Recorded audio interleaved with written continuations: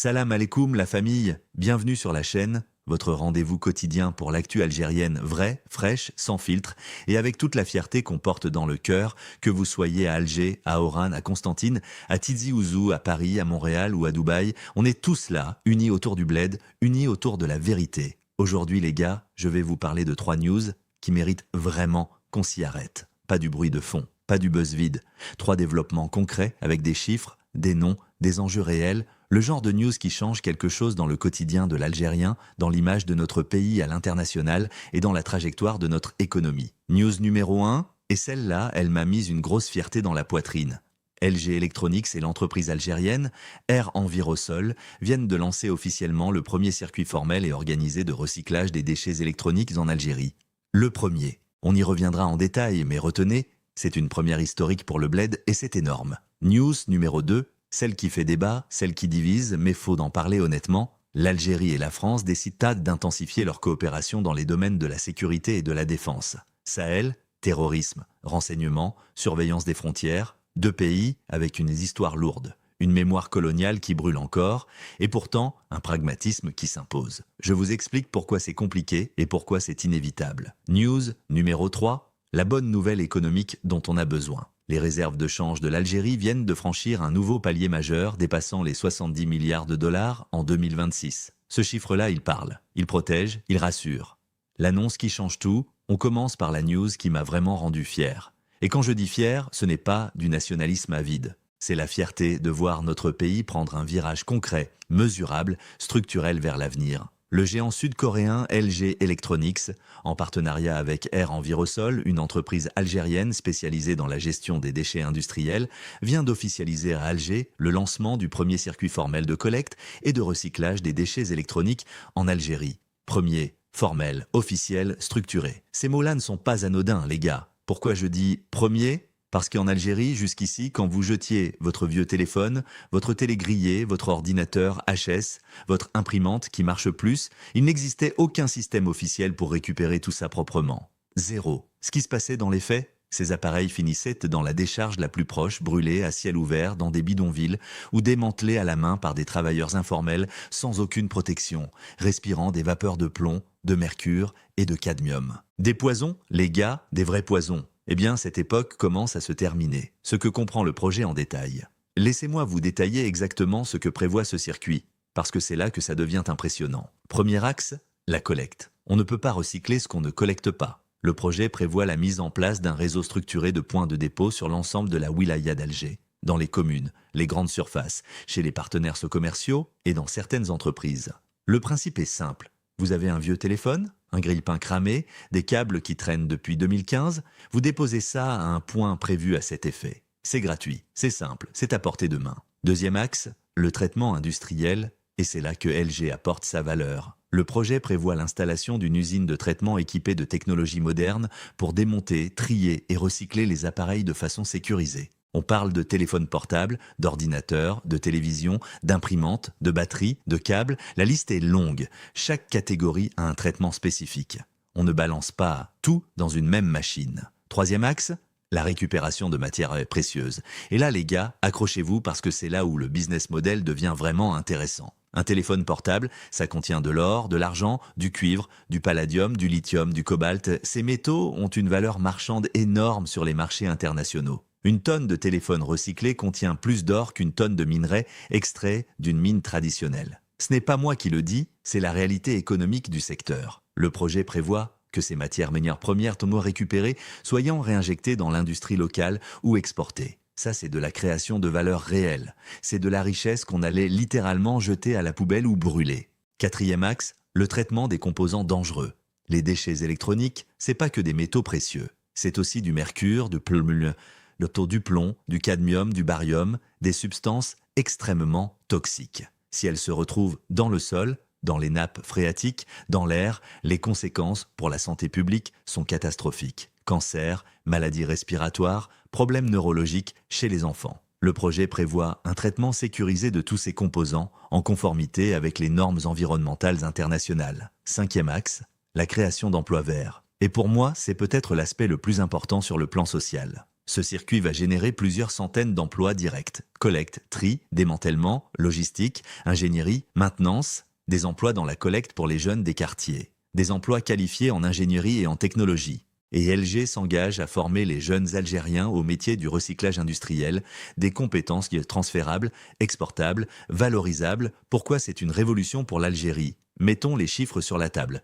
L'Algérie produit chaque année des dizaines de milliers de tonnes de déchets électroniques. Selon les estimations du Programme des Nations Unies pour l'environnement, l'Afrique, en général, gère très mal ses e-déchets. Moins de 1% est recyclé formellement sur le continent. L'Algérie ne faisait pas exception. Ce projet change ça. Pas du jour au lendemain, on est d'accord. Ça commence par la wilaya d'Alger, la plus peuplée, la plus dense, la plus productrice de déchets électroniques. Puis l'objectif est d'étendre progressivement au reste du pays. Oran, Constantine, Annaba, les grandes villes industrielles, avant une couverture nationale. LG n'est pas venu ici par hasard ou par philanthropie. LG est l'un des leaders mondiaux de l'électronique grand public. Ils savent que la responsabilité élargie des producteurs devient une norme mondiale. Ils savent que les consommateurs algériens achètent leur téléphone, leur télé, leur réfrigérateur, et ils savent qu'être le premier à construire un écosystème de recyclage responsable en Algérie, c'est aussi un avantage concurrentiel énorme sur les autres marques. Air Envirosol, de son côté, c'est l'ancrage algérien du projet, c'est l'entreprise qui connaît le terrain, les régulations locales, le tissu économique du bled. Le partenariat sud-coréen, algérien sur ce sujet précis, c'est exactement le modèle qu'on veut voir se développer. Expertise internationale, plus savoir-faire local, résultats concrets pour le bled. Ce que ça dit de l'Algérie de 2026? Ce projet, les gars, il s'inscrit dans quelque chose de plus grand. L'Algérie est en train de construire sa transition vers une économie circulaire. On ne peut plus rester dans un modèle où on extrait, on utilise, on jette. Ce modèle est fini partout dans le monde. Les pays qui vont s'en sortir économiquement dans les prochaines décennies sont ceux qui apprennent à valoriser leurs déchets, à recycler leurs ressources, à fermer la boucle. Et ce premier circuit de recyclage électronique, même s'il commence petit, même s'il reste limité à Alger pour l'instant, il envoie un signal fort, l'Algérie prend ce virage. Pas dans 10 ans, maintenant. C'est bon pour l'environnement, c'est bon pour l'économie, c'est bon pour nos enfants qui hériteront d'un pays moins pollué. Et franchement, c'est une fierté. On est le premier pays du Maghreb à structurer un circuit formel de ce type avec un partenaire international de ce calibre. Bravo à LG, bravo à Air Envirosol, et qu'Allah protège ce projet pour qu'il se développe vite sur tout le territoire national. Inch'Allah. La news qui divise, et il faut en parler franchement, deuxième sujet, et celui-là je sais qui va faire réagir. Il va y avoir des frères dans les commentaires qui vont dire trahison. D'autres qui vont dire pragmatisme nécessaire, et vous savez quoi? Les deux ont une part de raison. C'est exactement pour ça qu'il faut analyser ça sérieusement, sans idéologie ni naïveté. L'Algérie et la France ont officialisé ou sont en voie d'officialiser selon des sources concordantes et des déclarations diplomatiques récentes un renforcement significatif de leur coopération dans les domaines de la sécurité et de la défense. Plusieurs axes stratégiques se sont sur la table. Ce que comprend concrètement cette coopération, axe 1, la lutte contre le terrorisme au Sahel. Le Sahel brûle, Mali, Niger, Burkina Faso, la région est déstabilisée depuis des années par des groupes djihadistes affiliés à Al-Qaïda et à Daesh. Le JNIM, le GSIM, le IGS, ces groupes représentent une menace directe pour la sécurité des frontières algériennes, notamment au sud. Et c'est là où les intérêts français et algériens convergent. Les deux pays veulent contenir et neutraliser ces groupes. Concrètement, ça passe par un échange accru de renseignements, une coordination des opérations de surveillance et un soutien logistique mutuel. Attention, cela ne signifie pas que l'armée française opère sur le territoire algérien. Soyons clairs là-dessus, l'Algérie ne tolérerait jamais ça. Mais un partage d'informations, de renseignements sur les mouvements de groupes armés, sur les flux de financement, sur les réseaux de recrutement, c'est quelque chose que les deux pays font déjà à des degrés variables et que ce rapprochement va formaliser davantage. Axe 2. La surveillance des frontières et la migration. La pression migratoire sur les frontières algériennes, qu'il s'agisse des flux en provenance du Sahel, de l'Afrique subsaharienne ou vers la Méditerranée, est une réalité que personne ne peut ignorer. La France latimien, qui se retrouve en bout de chaîne avec des arrivées sur ses côtes, a tout intérêt à ce que l'Algérie renforce sa capacité de surveillance côtière et frontalière. Cet axe comprend aussi la lutte contre la traite humaine et le trafic de drogue, des sujets sur lesquels Alger et Paris sont alignés, même si les approches diffèrent parfois sur les détails. Axe 3, l'échange de renseignements et les cellules mixtes. Il s'agit de partager de façon plus fluide et plus rapide les données sur les menaces sécuritaires communes, notamment via la création ou le renforcement de cellules mixtes de coordination. C'est de la coopération technique discrète, mais extrêmement efficace quand elle fonctionne. Axe 4, la formation des forces de sécurité algériennes. Cet axe est probablement le plus sensible. Il s'agit de programmes de formation renforcés pour les gendarmes algériens, les forces spéciales et les services de renseignement. Et là, il y a une ligne rouge très claire que l'Algérie maintient. Pas de transfert de technologies sensibles, pas de système d'armement majeur. La formation, oui. L'accès aux arsenaux militaires, non. L'Algérie diversifie volontairement ses partenariats militaires, Russie, Chine, Italie, Allemagne, justement pour ne jamais être dépendante d'un seul fournisseur. Et ça ne va pas changer. Pourquoi c'est compliqué ? La mémoire qui brûle encore. Parlons franchement de la réalité historique et politique parce qu'on ne peut pas ignorer ça. La relation algéro-française n'est pas une relation ordinaire entre deux États. C'est une relation marquée par 132 ans de colonisation, par 1,5 million de martyrs, par des crimes contre l'humanité jamais reconnus officiellement par Paris, par des archives encore partiellement retenues, par la question des essais nucléaires dans le Sahara. Et en dehors de la mémoire historique, rien que ces dernières années, la crise des visas qui a frappé les Algériens de plein fouet en 2021-2022, les déclarations choquantes de Macron sur la nation algérienne et les ambiguïtés sur le Sahara occidental, les tensions diplomatiques à répétition avec des rappels d'ambassadeurs. Ce ne sont pas des anecdotes, ce sont des blessures fraîches. Donc, quand on parle de rapprochement sécuritaire, les Algériens ont le droit d'être vigilants. Et ils ont raison de l'être.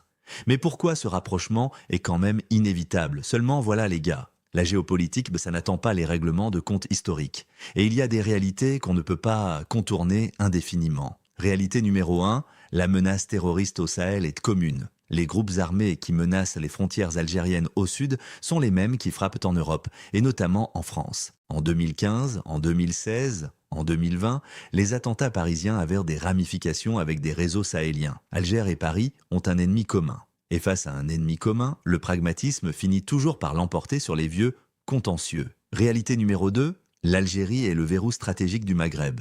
Sans la coopération algérienne, la France n'a plus aucun accès sécuritaire crédible à l'Afrique du Nord et au Sahel. C'est Paris qui a besoin d'Alger, pas l'inverse. Et cette asymétrie donne à l'Algérie un levier de négociation énorme qu'elle peut et doit utiliser. Réalité numéro 3. L'Algérie reste souveraine sur ses conditions. Et c'est là le point essentiel. Cette coopération, telle qu'elle est annoncée, se fait sur les bases imposées par l'Algérie. Respect de la souveraineté, égalité des parties, absence de toute ingérence politique ou militaire sur le territoire national. Alger n'est pas un supplétif de Paris.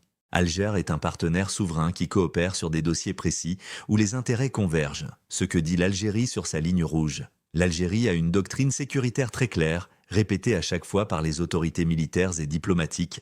La non-ingérence est non négociable. Aucune base étrangère sur le territoire algérien, aucune opération militaire conjointe en sol algérien, aucune participation algérienne à des opérations militaires hors de ses frontières dans un cadre bilatéral avec une ancienne puissance coloniale. C'est ce qui distingue l'Algérie d'autres pays de la région qui ont laissé des bases étrangères s'installer chez eux. Et c'est une ligne que les militaires algériens ne lâcheront pas, quel que soit le gouvernement en place. Ce rapprochement, c'est fragile, et c'est normal. Ce qu'il faut retenir, les gars, c'est que cette coopération est pragmatique mais fragile. Elle tient tant que les intérêts convergent. Elle peut s'effondrer à la prochaine déclaration maladroite d'un ministre français sur l'Algérie, au prochain virement diplomatique, à la prochaine crise des visas. C'est la nature de la relation algéro-française. Elle a toujours été faite de haut et de bas, d'avancées et de recul, de rapprochement et de rupture. Ce n'est pas nouveau. Ce qui est nouveau, c'est peut-être la conscience partagée que les deux pays ne peuvent pas se permettre de rester dans une adversité permanente face aux menaces communes du XXIe siècle. L'essentiel, c'est qu'Alger reste maître de ses conditions. Et pour l'instant, c'est le cas. Le chiffre qui change tout troisième et dernière news, et celle-là, c'est du concret pur et dur pour l'économie nationale. Pas de la politique. Pas de la géopolitique, de l'économie réelle avec des chiffres vérifiables et des implications directes pour le quotidien de chaque Algérien. Selon les dernières données publiées par la Banque d'Algérie, les réserves officielles de change du pays ont franchi un nouveau palier important et dépassé désormais les 70 milliards de dollars en 2026. C'est une hausse significative par rapport aux années précédentes. D'où vient cette hausse ? Les trois moteurs. Moteur numéro 1, les exportations d'hydrocarbures, le pétrole et le gaz représentent toujours l'essentiel des recettes en devises de l'Algérie. Et en 2025-2026, les prix ont été relativement favorables sur les marchés internationaux, notamment en raison des tensions géopolitiques dans le Golfe qui ont poussé les acheteurs européens à diversifier leurs approvisionnements et à se tourner vers Sonatrach. Un baril de Sahara Blend qui tient au-dessus de 75 à 80 dollars, ça se traduit directement en milliards de dollars supplémentaires dans les caisses de l'art de l'État. Moteur numéro 2, la maîtrise progressive des importations. L'Algérie a mis en place depuis plusieurs années une politique de rationalisation des importations. Favoriser la production locale, réduire la dépendance aux produits définis importés. Ce n'est pas parfait, ce n'est pas encore suffisant, mais c'est une tendance réelle. Moins de devises qui sortent, gagnons plus de réserves qui restent. Moteur numéro 3, la diversification des exportations hors hydrocarbures. Et là, c'est peut-être le signal le plus encourageant à long terme. L'Algérie commence à exporter davantage de phosphate, de minerais de fer, de produits agricoles, de ciment, d'engrais. Ce sont des montants encore modestes par rapport aux hydrocarbures, mais la courbe est ascendante. Et chaque milliard de dollars d'exportation hors hydrocarbures, c'est un pas de plus vers un modèle économique moins fragile. Pourquoi 70 milliards, c'est important? Permettez-moi d'être très concret sur ce que représente ce chiffre dans la réalité. D'abord, la stabilité financière. Les réserves de change, c'est le coussin de sécurité de l'économie nationale. Ça permet de financer les importations essentielles en cas de choc, et l'Algérie importe encore beaucoup, céréales, médicaments, équipements industriels, matières premières. Avec 70 milliards de dollars, le pays a de quoi couvrir plus de 2 ans d'importation, même sans exporter une seule goutte de pétrole. C'est une couverture confortable. Ensuite, la protection du dinar. Quand les réserves de change sont robustes, la Banque centrale a la capacité d'intervenir sur le marché des changes pour stabiliser la monnaie nationale. Un dinar stable, ça protège le pouvoir d'achat des Algériens face à l'inflation importée. Puis dès la crédibilité internationale. Le FMI, la Banque africaine de développement, les agences de notation, les partenaires commerciaux internationaux. Tout le monde regarde le niveau des réserves de change pour évaluer la solidité d'une économie. Avec 70 milliards, l'Algérie envoie un signal fort. Elle est solvable, elle est solide, elle peut honorer ses engagements. C'est la différence entre négocier avec autorité et négocier dans la faiblesse. Enfin, la marge de manœuvre pour investir. Et c'est là l'usage le plus stratégique de ces réserves. L'Algérie a des grands projets d'infrastructures en cours, autoroutes, lignes ferroviaires, logements, hôpitaux, universités. Elle a des programmes sociaux à financer, subventions, emplois, aide aux familles. Elle a une transition économique à accélérer. Industrie, agriculture, technologie, tourisme. Tout ça coûte de l'argent. Et des réserves confortables donnent au gouvernement la capacité d'investir sans se retrouver à genoux devant des créanciers étrangers. Ce que ça dit de la trajectoire économique. Je veux être honnête avec vous sur ce point. Les 70 milliards de dollars, c'est une bonne nouvelle, mais ce n'est pas une garantie éternelle. L'Algérie reste très dépendante des hydrocarbures. Si les prix du pétrole s'effondrent, comme en 2015-2016, où le baril était tombé à moins de 30 dollars, les réserves fondent de vite. On l'a vécu. On sait ce que ça coûte. Ce qui rend cette hausse particulièrement significative en 2026, c'est qu'elle arrive dans un contexte où l'Algérie est en train de diversifier activement son économie. Ce n'est pas qu'une accumulation passive de pétrodollars. C'est une accumulation qui finance simultanément une transformation structurelle. Phosphate, acier, engrais, ciment, électricité renouvelable, agroalimentaire. Ces secteurs montent en puissance. Le pari que fait l'Algérie, c'est le suivant. Utiliser les revenus des hydrocarbures pendant que le pétrole est encore là et que les prix tiennent, pour construire les fondations d'une économie diversifiée qui sera viable même sans pétrole. C'est le bon pari. C'est le pari de la Norvège dans les années 80. C'est le pari des Émirats dans les années 90. L'Algérie prend ce chemin, la comparaison régionale qui fait réfléchir.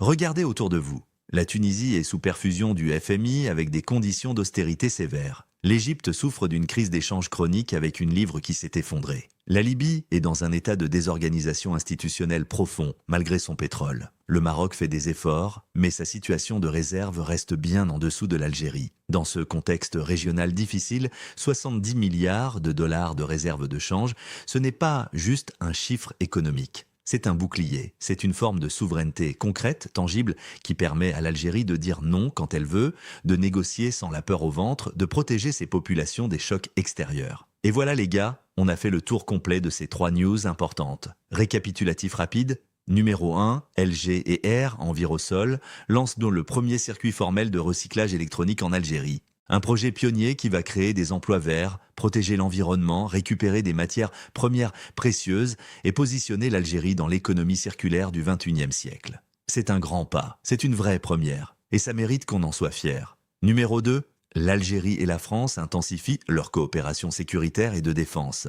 Sahel, terrorisme, renseignement, frontières. C'est pragmatique, c'est complexe, c'est fragile, mais c'est inévitable face aux menaces communes. L'essentiel, c'est qu'Alger reste souveraine sur ses conditions. Et c'est le cas. Numéro 3, les réserves de change franchissent les 70 milliards de dollars en 2026, un signal fort de stabilité financière, de crédibilité internationale et de capacité d'investissement pour accélérer la diversification économique. L'Algérie avance. Pas dans les discours, dans les chiffres. 3 domaines différents, 3 victoires différentes. L'environnement, la sécurité, l'économie. Et dans chacun de ces domaines, un même fil conducteur, l'Algérie qui prend son destin en main, qui construit, qui négocie avec autorité, qui avance. Ce pays a traversé des crises que beaucoup de nations n'auraient pas survécues. La décennie noire, l'effondrement des prix du pétrole, les crises diplomatiques, les chocs de la pandémie, et à chaque fois, il s'est relevé. Parce que le peuple algérien, il est fait comme ça, costaud, résilient, fier. Maintenant, j'ai besoin de vous dans les commentaires. Quelle news vous a le plus marqué aujourd'hui? Le recyclage électronique? La coopération avec la France? Pour ou contre? Je veux vos vrais avis. Ou la hausse des réserves de change? Dites-moi tout. Je lis chaque commentaire, je réponds, et les meilleurs commentaires, je les épingle. Si cette vidéo vous a apporté quelque chose, de l'info, de la fierté, de la réflexion, balancez un gros like, ça prend 2 secondes et ça aide énormément la chaîne. Partagez à la famille, aux amis, à la diaspora, que tout le monde soit au courant des vraies nouvelles du bled. Abonnez-vous et activez la cloche. On est là tous les jours pour vous apporter l'actu algérienne fraîche, sérieuse et sans filtre. Qu'Allah protège l'Algérie, bénisse notre peuple et guide nos efforts. Vive l'Algérie, forte, souveraine et prospère. Inch'Allah à demain pour encore plus de news. Salam alaikum wa rahmatullahi wa barakatuh.